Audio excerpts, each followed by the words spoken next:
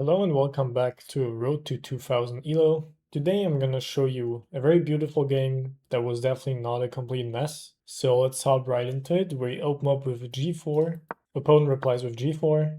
We play bishop g4, which is the bishop's opening, and knight g4, knight g4, knight g4, and g4, defending the pawn from this silly little tactic. Standard stuff. G4, G4, G takes G4, G takes G4, and bishop G4. And yeah, we go knight G4, they castle to G4. So stupid. We castle to G4 as well. Bishop G4, we go queen G4, which is already a bit of a mistake because of the move. Not right now, but bishop takes. It's a bit uncomfortable. We should have just went G4 here, and then if they move back, we play G4, but we did not. We allowed him to take, which is so knight hops onto G4. We move back to G4, and knight hops to G4, the real G4. So brilliant. We move the rook to G4, bishop G4, and yeah, this doesn't look good. Here, I thought for a while and I got super confused on what to do. The move here, probably queen G4 would have been fine. I took, which allowed some crazy stuff. And then after knight g4, there's actually already a completely winning tactic here, which is queen to g4, check. I need to move. And then after this check, which would lead to like a discovery if I move back, I basically have to sack the queen. Funny enough, that didn't happen. Both the opponent and I looked at the same thing, which is that this pawn is only protected once, and the knight could theoretically jump here.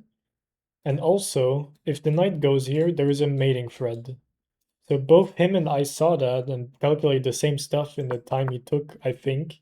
And but apparently I looked the move further and like I saw something else than he did, which is that after knight g4, I can just take the knight on g4, and the rook on g4 is protecting the pawn on g4. So no more mate. Yeah, wild stuff. So I'm up a piece here. Knight takes, pawn takes. We get pawn g4. We go knight g4, hitting the queen, defending the rook at the same time, over defending. And this should be theoretically an easy conversion. We're up a full piece. Of course, there's no point to resign yet. People have won way worse positions, so black is fighting on. Queen g4, rook g4, rook g4, queen g4. He does not want the queen trade, obviously. The more they trade, the worse it gets. And then here I started completely... Like, this pawn is no longer protected. That was something I was fine with, as long as I get this pawn.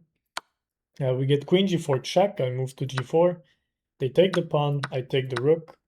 Here I have to think if I either take here with the rook or with the queen. This mate is protected for now. I took with queen, hanging this pawn. They take, of course. I hang another pawn. I took 20 seconds to hang a pawn, so nice. But my idea was to threaten mate here and induce some weaknesses, which worked out. I wanted it even more extended, so now I offer another queen trade. Then we have knight g4, queen g4, rook g4, and then the queen places herself on g4, a very controlling square, but I'm not sure what the idea was here because this rook can never be taken because of the knight. There is no mate. Like, even if you go here and I take the rook with check, even doesn't work. The knight can always drop back to defend. So I pushed the pawn out of the way of the queen because I didn't want to give up another pawn. Yeah, he moved the rook and I was setting up this idea. Queen moves to g4. We play rook g4 check, rook takes, queen takes. And then here they allow the complete trade. I think this would have been... It leads to the same thing, probably. I mean, I guess this check doesn't quite work, does it? No, so if they went to g4 instead of g4, it would have been better, probably.